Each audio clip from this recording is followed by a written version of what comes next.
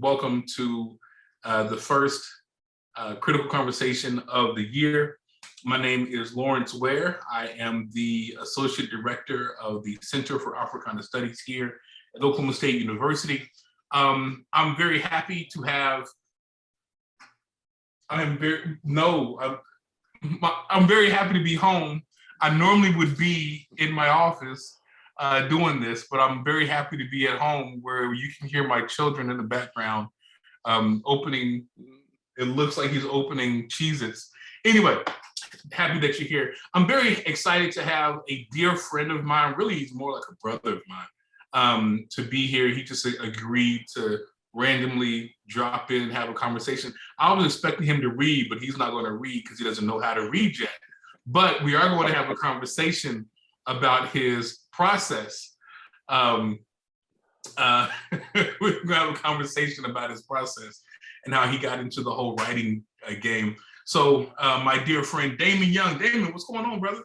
We ain't friends. I don't know why you introduced me as your dear friends. I don't know this nigga. You just reached out to me and asked if I wanted to be a part of this. I'm like, all right, cool, how much? So apparently this is a person that is not a friend of mine.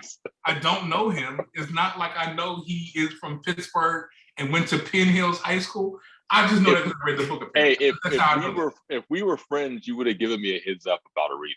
You would have let me know ahead of time that I was anticipating. If you were to check the doing a reading, you'll see that I gave you a heads up about what I was asking you to do. It's fine. It's fine. You're not a friend, so I'm going to communicate that friend thing.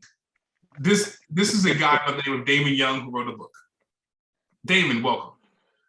Thank you for having me. I appreciate you reaching out, cold calling me and having me appear here. Oklahoma State, is it? Yeah, Oklahoma State University. Yeah, Oklahoma State University. Yeah, okay, in Stillwater. So I appreciate it. Thanks for the love, and hopefully we could build or connect afterwards. That would be wonderful. I love to pick your brain. Because it's not like you're in a March Madness group with me and have been for the past 4 years, 5 years. Yes, it's been. That was you.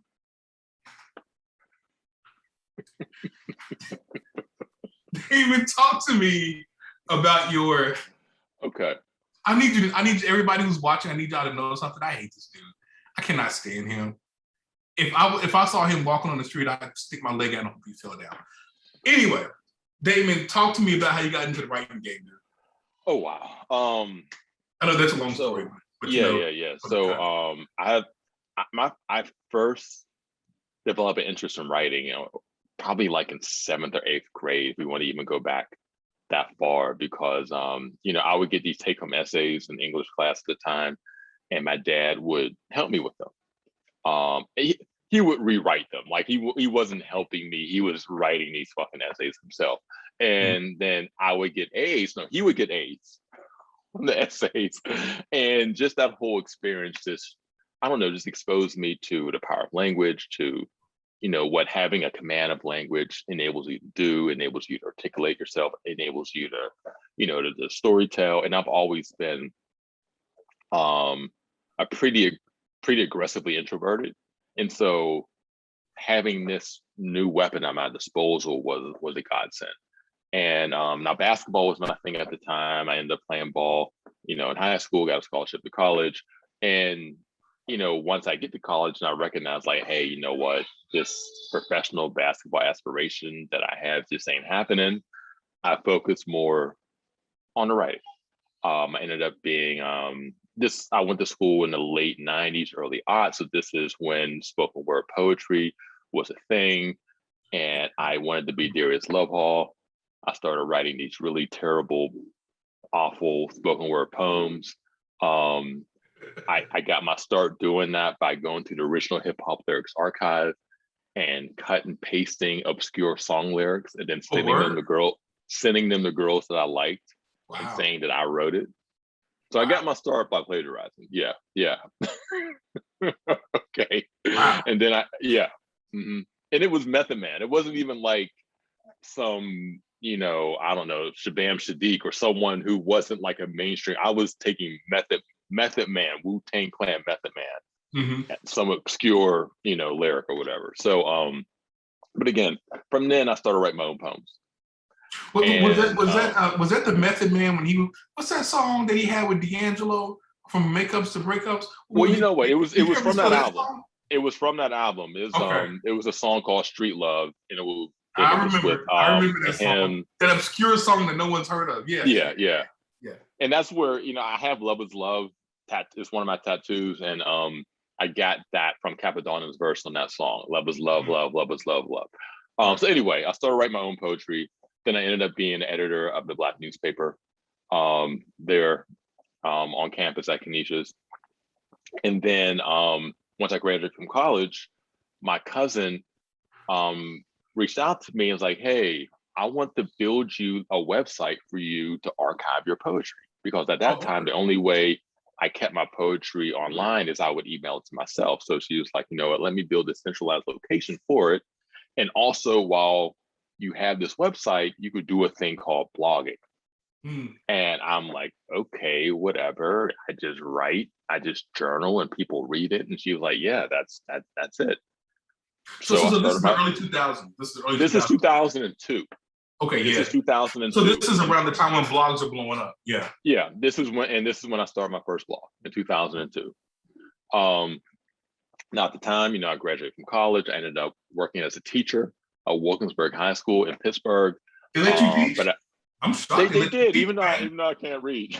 I don't know how I got that job. I'm shocked they let you teach though. I taught English. I taught English composition too. You can't read, they let you teach English composition? What is going on? Hey man, in Pittsburgh, they just let anybody do anything in Pittsburgh, man. Hey, Nick Cannon and Drumline couldn't read music, and he was a great drummer. So boom, you know what I mean? That movie was based on me, on my teaching experience. But anyway, that's a great line. It's a great line.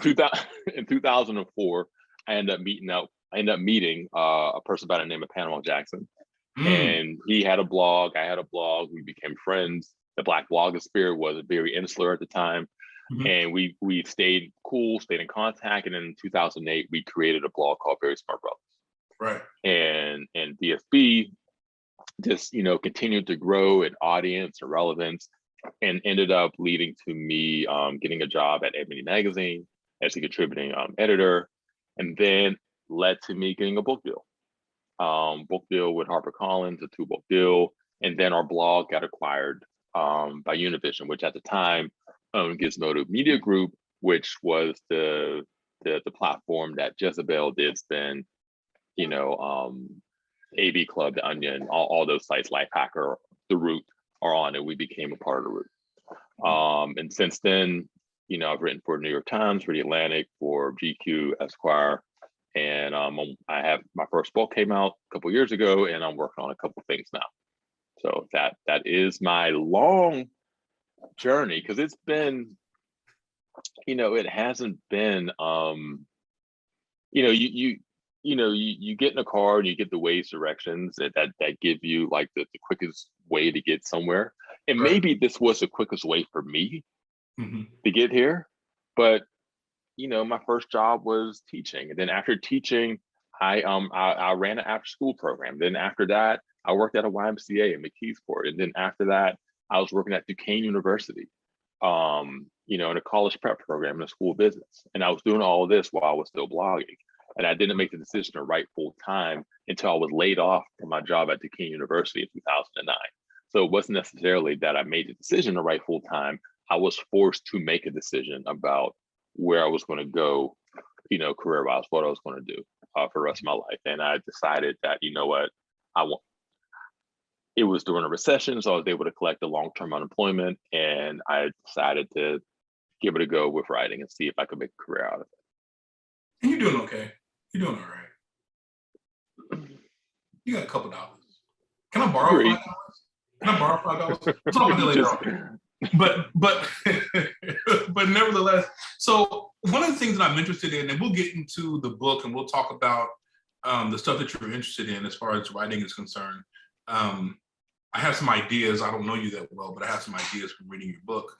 Because it's not like I've been in a March Madness group with you since the past 5 years. But nevertheless, and it's not like we have a group chat with another great writer that we continue to talk to each other for almost every day. Nevertheless, the point is the development of your voice, because you have a very distinctive voice. Like, have you always been funny?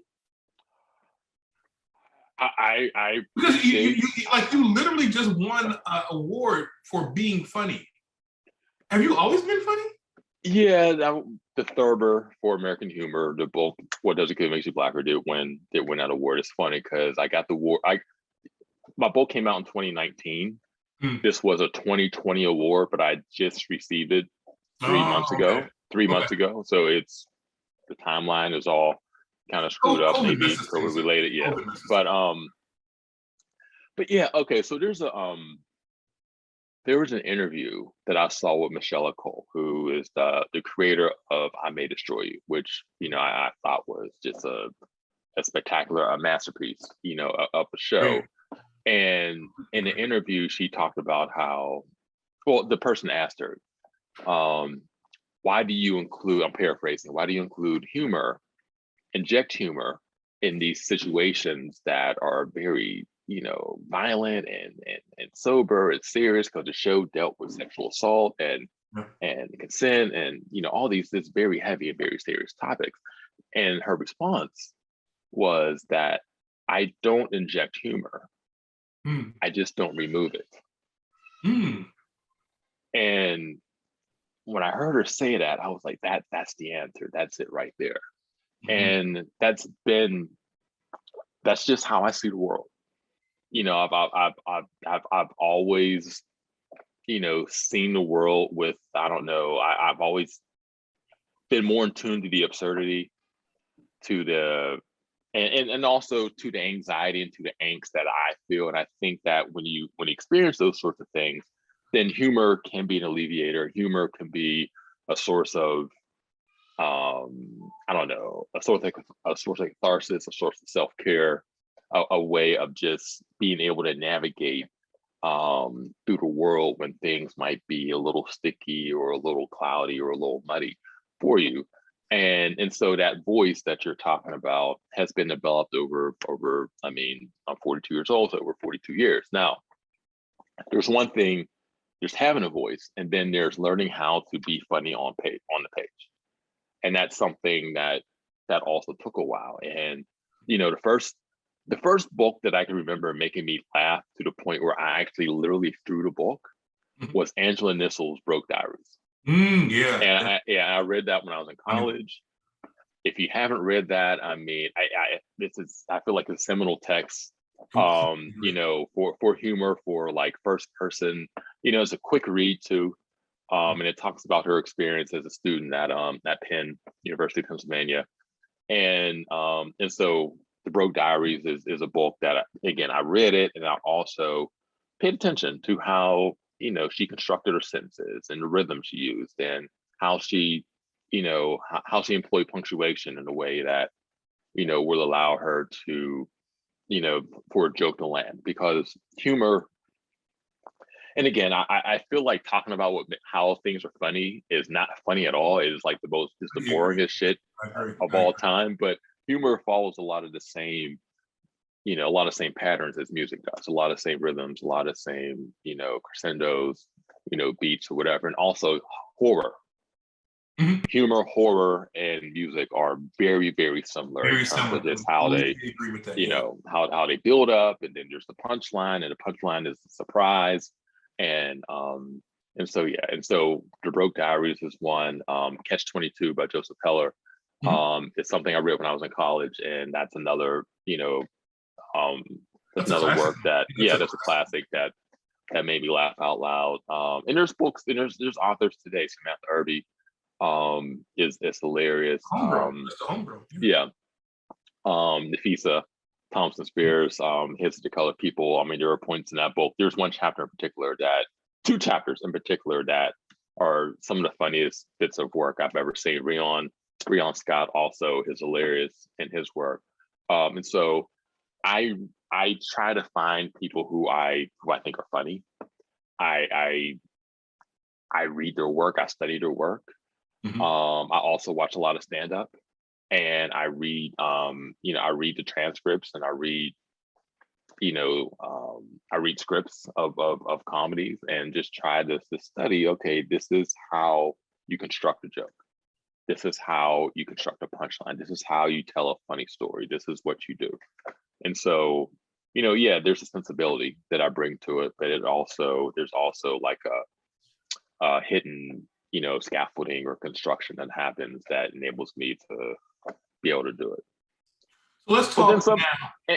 and some Oh, people go ain't ahead. gonna think you're funny. That's the thing, that's one thing that, people who try to be funny or try to, have a certain sort of humor with their content need to realize is that, you're not going to be everyone's cup of tea.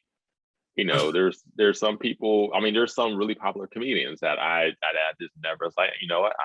I see what I recognize their talent, but I don't appreciate it the way that you do. It doesn't hit me the way that it hits you, and that's fine. And sometimes when you tell jokes and when you're trying to be funny, you might, particularly if you're on like the edge of offense, you might cross that line sometimes. And when that happens, you have to not be defensive, not say, oh, it wasn't that serious, just trying to make a joke. You apologize. You apologize and say, you know what, I fucked up. And, I won't do it again. Have you ever had an experience like that where you cross the line? Particularly, I imagine it like probably not with your book, but maybe with blogging or writing with VSB, where you cross the line and you had to apologize and say, "Yo, I mean, that joke." Shit, how many times did that happen? I mean, I've I remember a couple. I definitely remember. Yeah, I mean, I'm just saying, like I probably have in the past like 10 years, probably about 2,000 or 3,000 bylines, and there's quite a few times when I was like, "Holy shit, maybe I should have said that." Like one time that's recent, and you brought up the high school thing, Penn Hills thing, is I went to my 20-year high school reunion in 2017, right? Ooh, you and old. You're old. Yeah, I'm old, man. God, dog. Why do I have more grade than you and you older than me? Like, what's up with that? It's Pittsburgh water.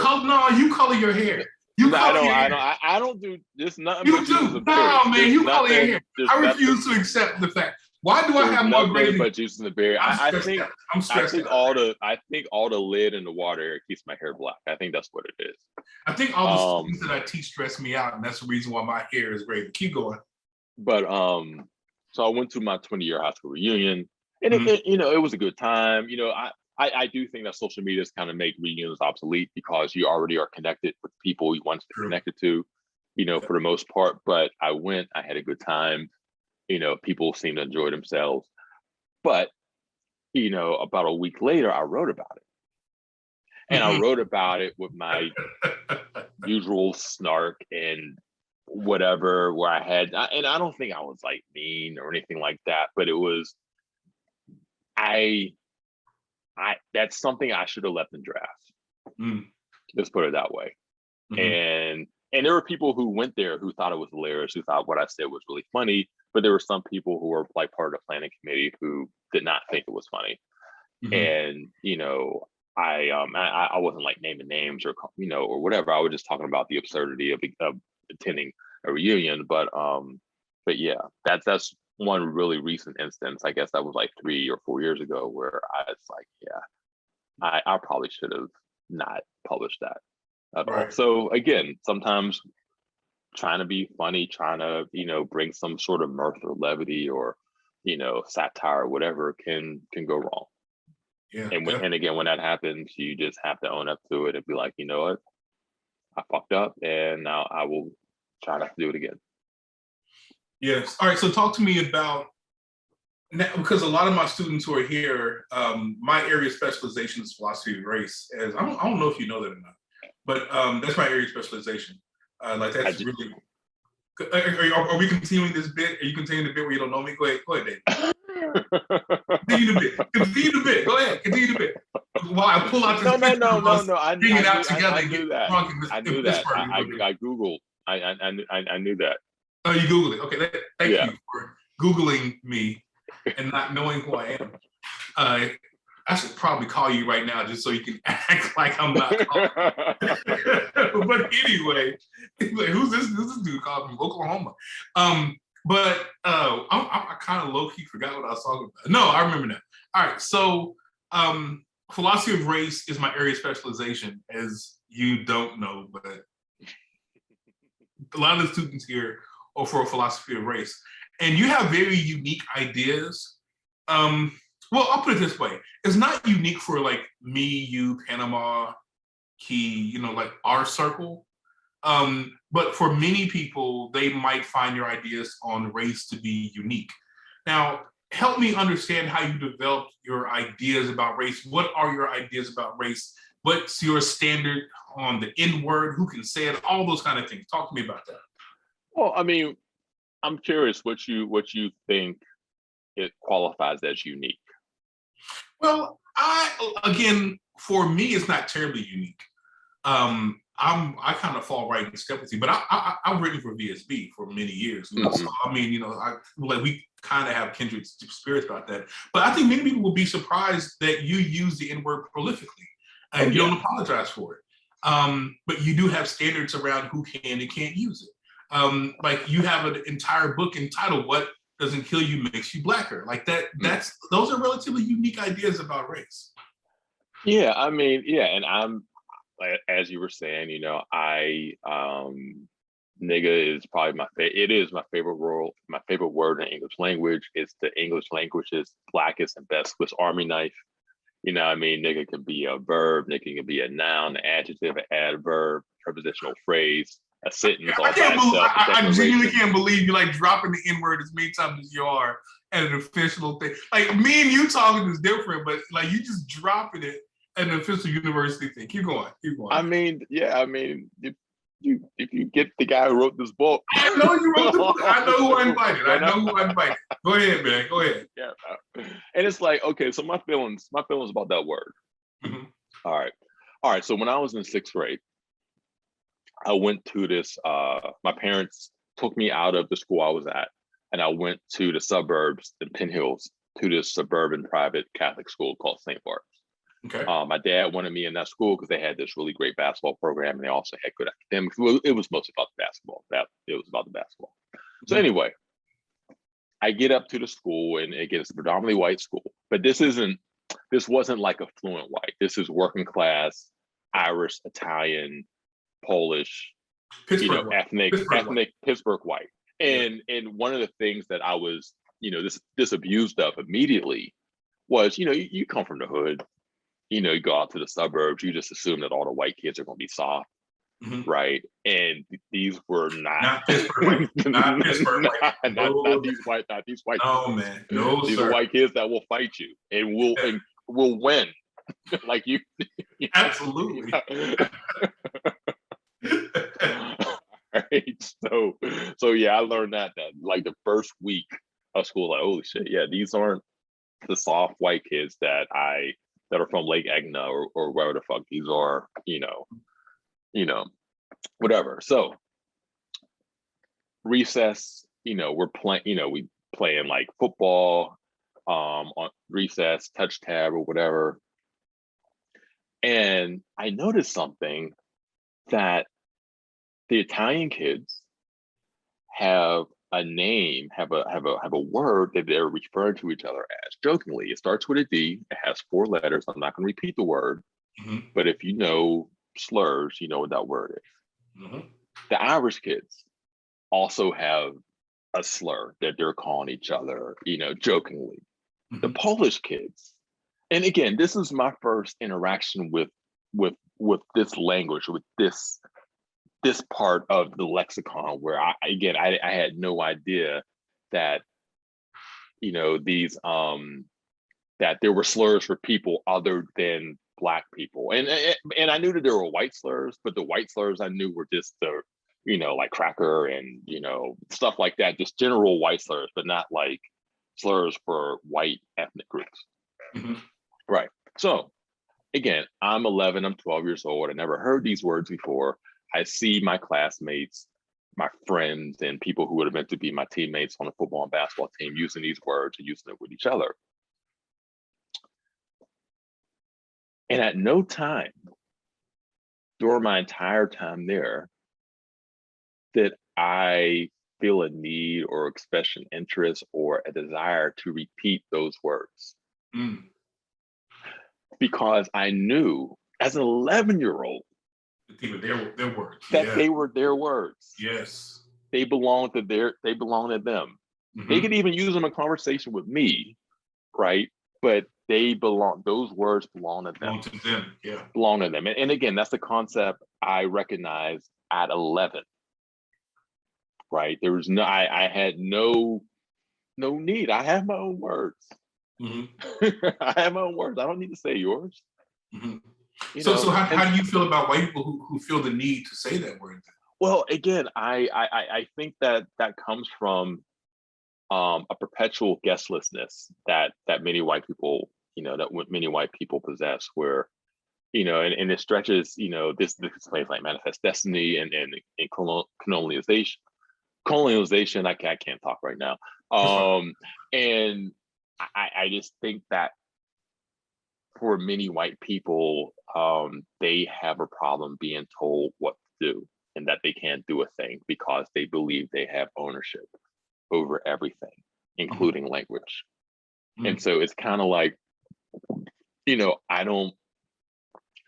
am not a person who enjoys taking my shoes off when I go in someone else's house, because particularly if I'm at like a party and my shoes are part of my outfit, man. Like this was intentional.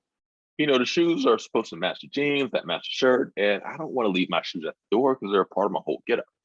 But if I'm in someone else's house and that's the rule to leave your shoes at the door, then I'm leaving my fucking shoes at the door, right? And again, I think that white people who are urged to say that word, who believe it's unfair that we can say it and they can't, just are not used to being guests in someone else's house, in someone else's language, in someone else's culture, and acting like guests.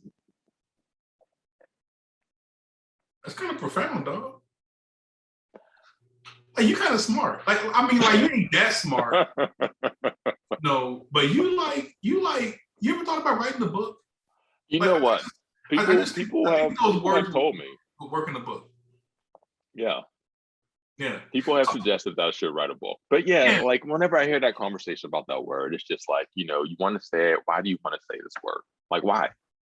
Just so you could have the permission to partake in an activity that you've been told you can't partake in. Like, why do you want to say it? And and the thing is, since we're on this word, it's like there's not even a consensus among us about this word. Like, there are people, there might be Black people on this call right now who feel a way about that word and wish that people that other Black people don't say it. And that's fine. Like, if I know, if you invite me to your house for dinner and I know that you have feelings about that word and that you don't appreciate it, you wish you don't say it, then when I'm over your house, I'm not going to say it because it's your house. However, I would have to be like 67 or 70 probably to think that way now, because only old Black people think that way. That's not true. I know it's not true. Yeah, there are young people. There are young people who believe. I mean, shit, Kyrie Irving got ejected from basketball game because Dennis Schroeder called him one. Now, I feel like that. Contextually, I feel like, okay, Dennis Schroeder is German. Okay, so him saying nigga probably gets hit. It's a little different. It's a little different with that German accent, dog. He probably accentuated that E and that R, and and it sounded like nigger, like it sounded like real aggressive. Probably he said it probably, and that just made him go crazy. So, but again, I mean, I there are some younger Black people who believe that word should be, I guess, abolished or whatever, but I don't agree. So, I mean, it's been about 30 minutes. Let's start wrapping it up. I mean, you and I will continue conversations on the side. Let's start wrapping the official part up, because people want to go home and they want to go get drunk. It's a Thursday night. But I do want you to kind of wrap up for me just kind of talking about just your idea behind the book that you wrote. Like where that idea come from? How did it come to fruition? How hard was that process for you? Like just talk to me about that particular book. Okay, so in early 2016, okay, I was approached, well, I was connected to my agent, Tanya McKinnon, by a mutual Facebook friend. All right. And Tanya was, we talked, and she had expressed she was a fan of my work and whatever, and wanted to know if I had any books in mind, and whatever, if I wanted to write a book. And I'm like, of course, yeah, I do. I would love to do that.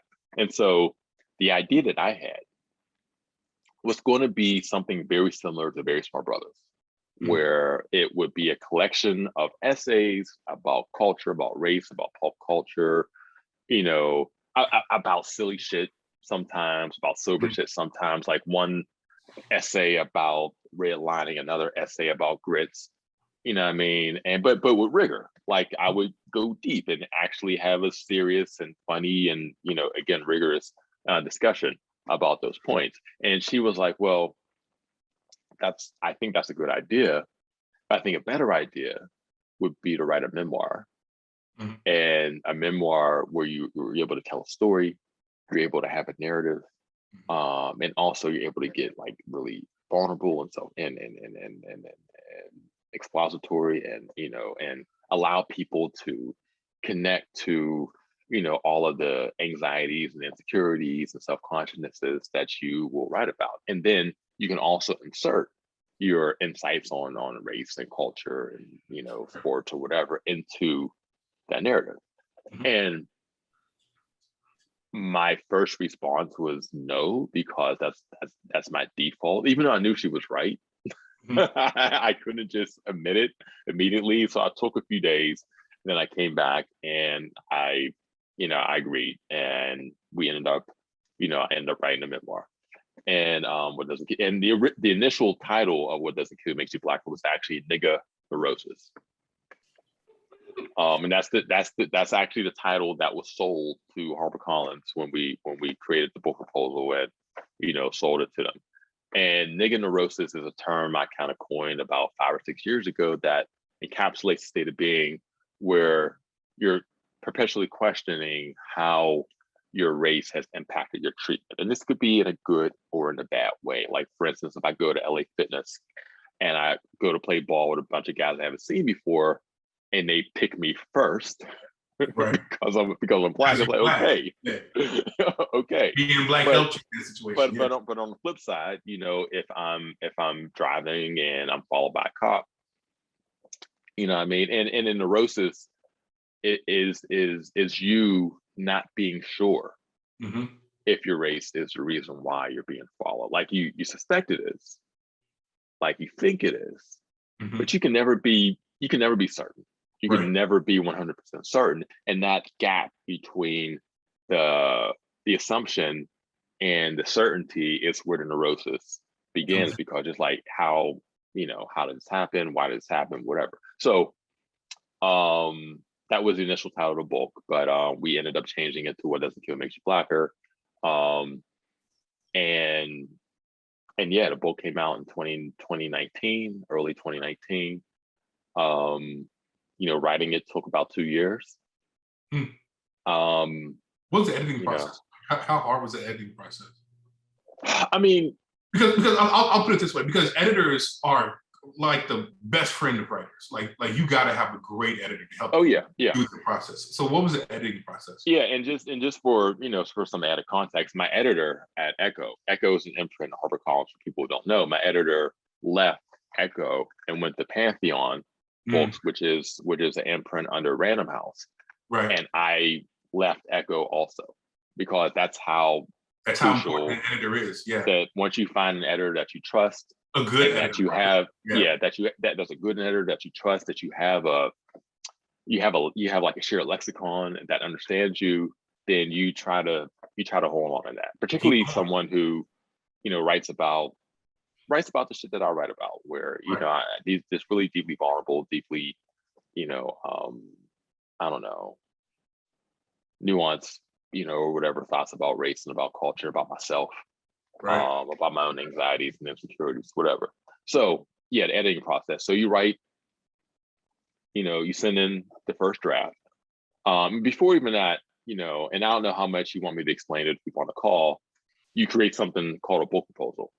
Yeah. Should I explain what a book proposal is? Like you don't have Or to. presume? I mean, I'm in the Okay. process of writing one. I mean, a book proposal is information about who you are as a writer, the outline of the chapters, and the detail of the outline of the chapters, and the sample chapter. Yeah, that kind of stuff. Yeah. Yeah, and so for a nonfiction book proposal, is exactly what Lauren said, where it's an outline of what you want to do, and you usually include like 2 or 3 sample chapters in it. So once you get started writing the book, you have those 2 or 3. You include just 1 or 2? How many sample chapters do you have? I think 3. I submitted 3. Okay. Yeah. And then once you're done with that, then you start the process of writing the book. And so you write the first draft, and the first draft is usually not good. You have your table of contents, you have your idea of what you want the book to be, and you just take all the shit that's swirling around your head, you put it on the page, right? And you try to make it. I mean, of course, you try to give some structure to it, and you want it to make sense, but it's regurgitory, to a point, and very raw. And then your editor looks at that. Sometimes they look at it as like one whole document, or sometimes you might send 1 chapter at a time and then they send it back, or you send 3 chapters this time and they send it back. So first draft, you get that back, you get a bunch of corrections back, and then you also maybe shift the focus of the book, or maybe you recognize that after that first draft that one of these chapters could be condensed, or one of these chapters, 2 of these chapters could be condensed into 1. Right. Or maybe one of these chapters doesn't need to exist, or maybe there's another chapter or 2 that needs to be written that will help connect or help make the rest of the book make sense. So that usually happens after the first draft, where after that first draft is when you really like, okay, I see this vision, this is what this is going to be now. And then you write the second draft, and the second draft is, okay, that's the first time that you're really like, you know what, this is it. Right. This is where I'm going. This is it. I'm gonna write this and submit it. And then that's the second draft. And then the third draft, it's like, well, the third draft is more fine-tuning. Like once you get the edits back from the second draft, the third draft is more, okay, this paragraph doesn't work, or maybe I need to add some more context here, or maybe this joke, doesn't work, or maybe this joke worked 3 years ago, but it's not evergreen. It's not going to work now. So by that third draft, that's the sort of stuff that you're doing, and the third draft is usually the last draft. Yeah. And by that point, you submit the document. It goes through legal.